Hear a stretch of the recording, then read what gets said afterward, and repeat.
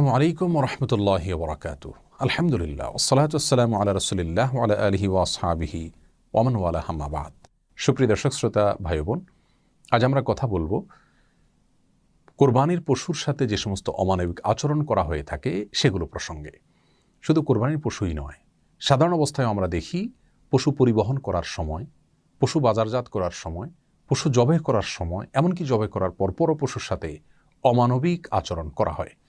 পশুর সাথে যদি মানুষরা পশুসুলভ আচরণ করে তাহলে সেক্ষেত্রে সেটিও কিন্তু গুনাহের কারণ। সহিহ মুসলিমের হাদিসে বর্ণিত হয়েছে, রাসূল করিম সাল্লাল্লাহু আলাইহি ওয়াসাল্লাম ইরশাদ করেছেন, ইন্নাল্লাহা কাতাবাল ইহসানা আলা কুল্লি শাই। নিশ্চয়ই আল্লাহ সুবহানাহু ওয়া তাআলা প্রত্যেকটা প্রাণীর প্রতি দয়া করার জন্য তোমাদের জন্য উপরে আবশ্যক করে দিয়েছেন।